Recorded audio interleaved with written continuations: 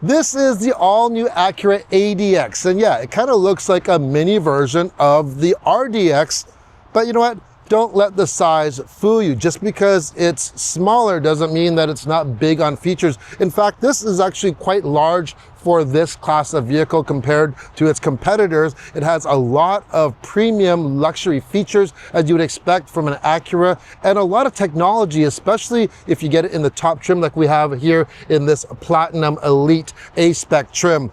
But it comes at a price. You see, the base ADX starts at about 48,000 Canadian dollars. The top of the line goes for $55,900, and there are still some options you can add on there that'll make this tip the $60,000 scale. So the question is it worth it?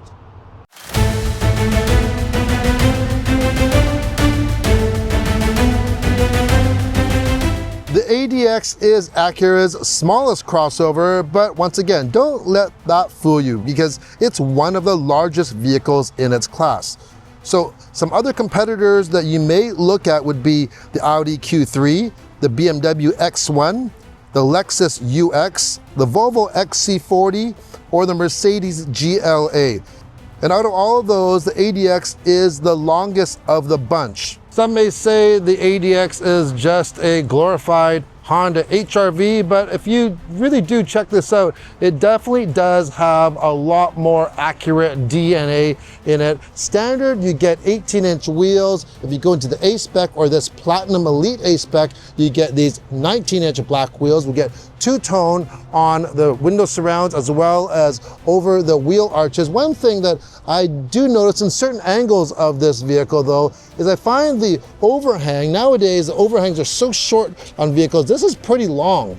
And I just kind of find that it's not as proportional as I'd like. Maybe, I don't know, maybe that's just me, but I do like the lines that go down. It has a very sporty stance to it. You can see the A-Spec badging on here. Up front, we get the nice LED light treatment along with the synonymous Acura grille that has that matrix effect. So all in all, very, very good looking. We have the LED headlamps right there.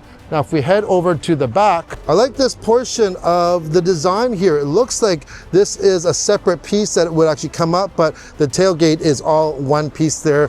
You get the Acura chicane-shaped tail lamps there, and we have a dual exhaust in the rear with a sporty rear valance as well. Open up the fuel filler capless, but you will notice though that 91 is a recommended. It's not required though. It says 87 minimum, but 91 recommended. All in all, I actually like it. I like the design of this vehicle.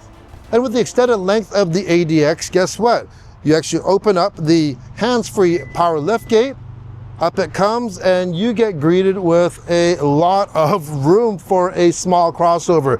This is our large Soul Guard traveling closet here. So I'm gonna lay this all the way in. This is a big check-in bag, and then here is another Soul Guard carry-on. All right, we're gonna place that there. You can see there's still extra room here. So behind the rear seats, you actually get 24 cubic feet or 691 liters. But if you fold the seats down, that increases to 1,560 liters or 55 cubic feet of room. So this is definitely a class leader in terms of space. Also on the side here, you'll see we have a subwoofer, and we do have a 12-volt outlet back here. Lift this up and you will have some extra little bit of storage underneath here. There is no spare tire, by the way. And another feature I like is you can actually hit this one button so it shows you that, hey, it'll close when you leave. So there's a sensor, and when I walk away, it'll automatically close. Just because this is an entry vehicle into the Acura crossover lineup doesn't mean that it's short on features by any means. Like we showed you on the outside, big features there, but inside, you know, we even have a standard large panoramic roof here. You also get a standard 10.25-inch driver's cluster, great looking gauges on there. You also get all your media information displayed there as well. And that's matched to a 9-inch touch display. You know, this Acura used to have that trackpad. No more now. This is purely just a touch screen based. This is a Google based system. So you have Google Maps, you have the Google Play Store, but you also get wireless Apple CarPlay, you get Android Auto on here. And this Platinum Elite A-Spec though is equipped with the, it's upgraded from the 8-speaker. You get a 15-speaker Bang & Olufsen sound system. And that has a subwoofer as well, as we mentioned.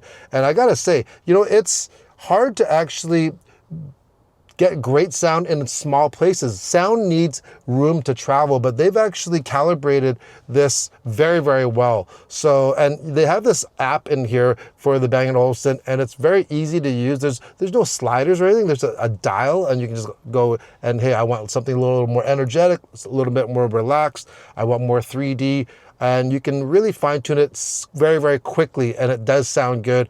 I have been enjoying you know, my favorites. I was paying tribute because one of my favorite, Chuck Mangione, passed away this week. He is a horn player, unbelievable player. And anyways, you know, but sounds great. Chuck, you sound great even here, even though you're not here. Also, we have dual climate control, and just like, you know, all the Hondas of the recent ones, I love these dials. They not only have a great feel to them because you can hear the detents on them, and so it's a nice positive engagement, but they even have the lights that light up behind it. So when you turn to the right, it goes red, and left to go blue. Really nice. This is also equipped with heated seats. That's standard, but on this top trim, we get ventilated seats. We have a heated steering wheel as well.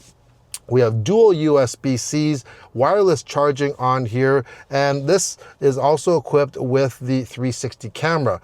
And what I love, I really do like this, is it's very easily accessible. You don't have to, you can go through your screen if you want, but it's right on the wiper stock. On the end of it, just hit that and up it comes. It's great. And you hit it again and you get the other view. We saw this on the latest Passport that we saw.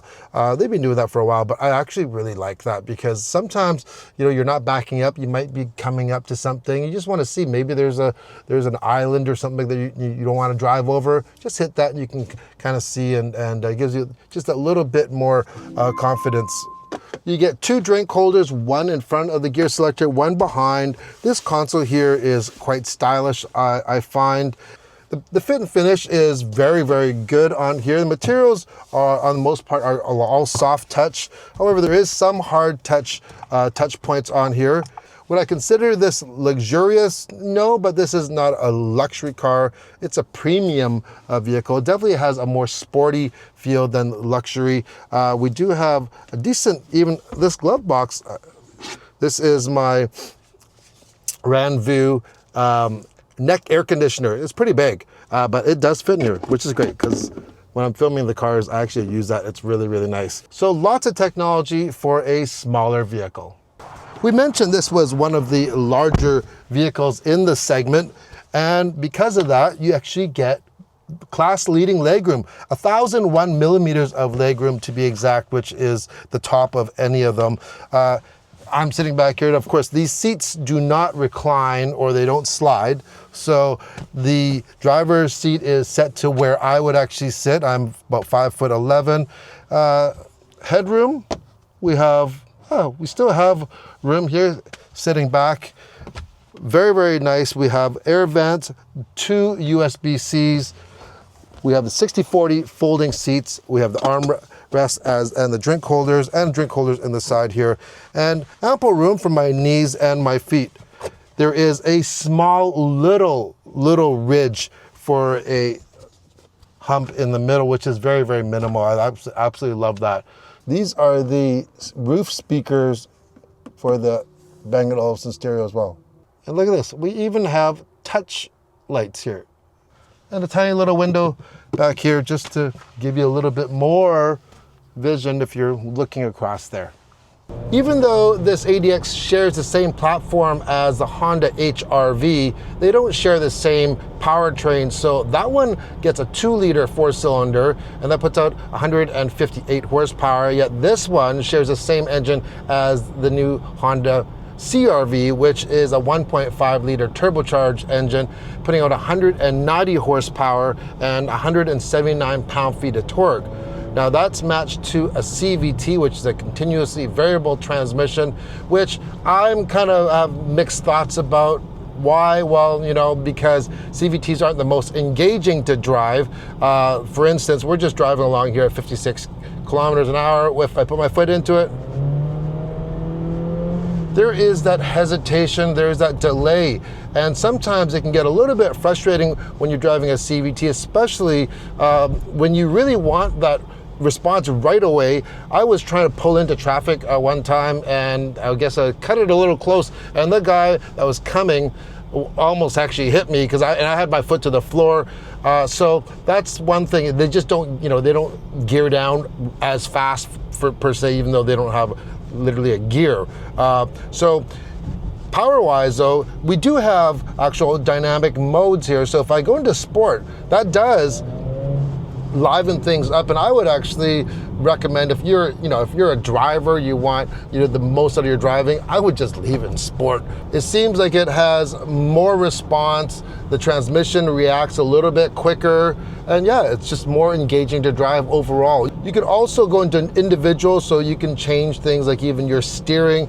So we have individual, we have sport, we have comfort, and we have snow mode on here. So that's another thing though that's different between this and the HR-V, not just the engine, but on the HR-V, you can actually get the base trim with a 2-wheel drive version, where the ADX comes standard with all-wheel drive. Most people in Canada normally actually opt for all-wheel drive vehicles, but so I don't think that's going to be a big difference right there. But if you want an even better fuel economy, for instance, or you really don't need the all-wheel drive, then I would say, maybe go with the HR-V. Now, compared to some of its competitors, though, this is not the most powerful, and it's not the most fuel efficient. It's fairly thrifty though, but you have some competitors like the Lexus UX. Now that is a smaller vehicle than this, but it does come in a hybrid, and this does not have a hybrid option.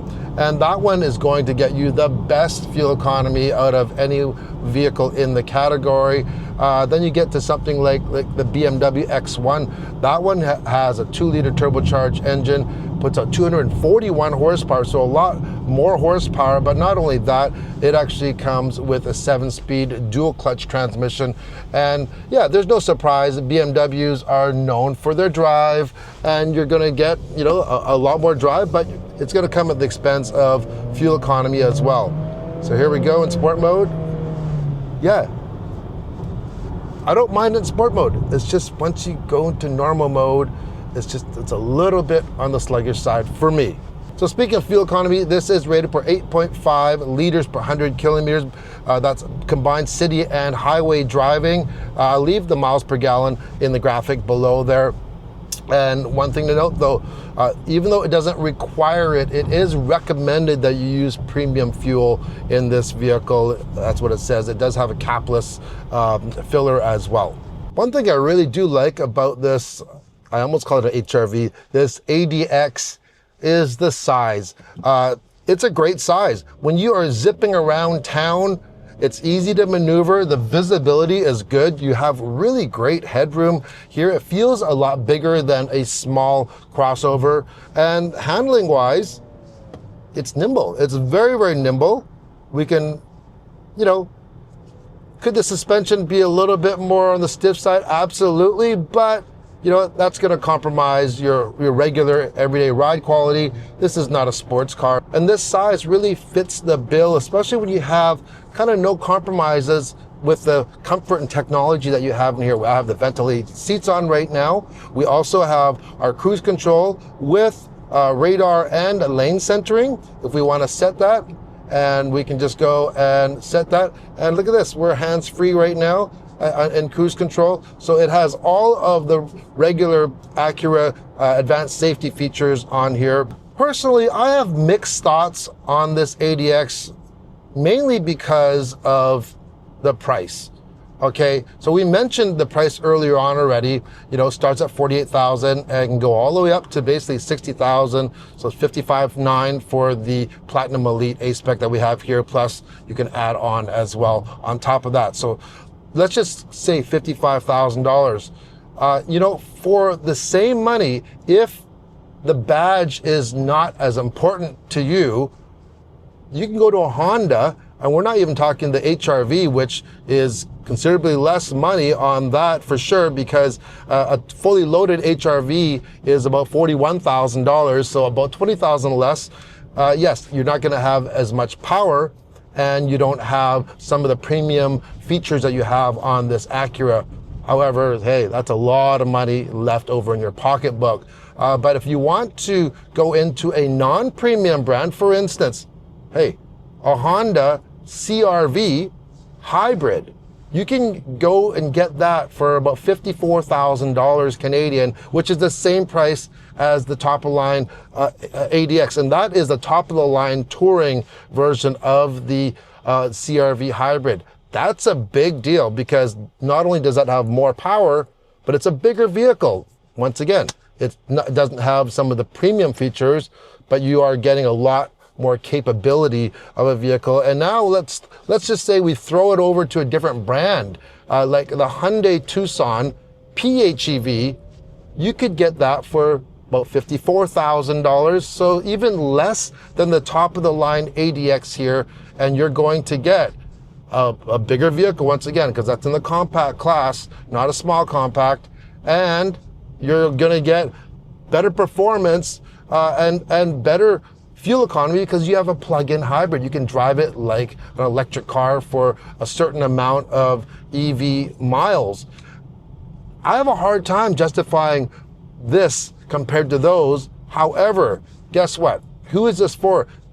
There are people that don't want something as big as those vehicles, and they want something a little bit more nimble. Maybe you're right in the heart in the city, and you're a single person, or you're a couple, and you don't need a lot more capability, and you want the features like this Acura has. Well then, yeah, this is going to work for you. Absolutely. You know what? There is a vehicle for everyone.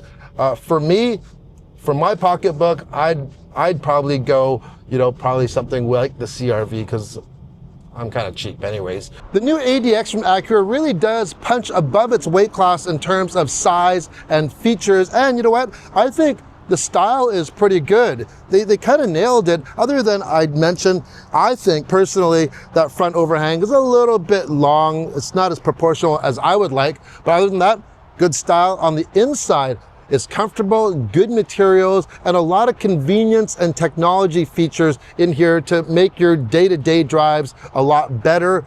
You know, there are other vehicles you can get that have more power, more room, and even better fuel economy if you get into something that's a hybrid or a plug-in hybrid, but they may not have some of the premium features or the premium badge that the Acura has. So you have to kind of decide, what do you value? If you want something that has a premium badge and has all the features in a package small enough to be easily maneuverable, then the ADX might be something that would work for you. If you need something bigger with a little bit more power, well, they can go into something like the RDX. That's it for our video. Let me know, what do you think? Leave a comment below. Bye-bye.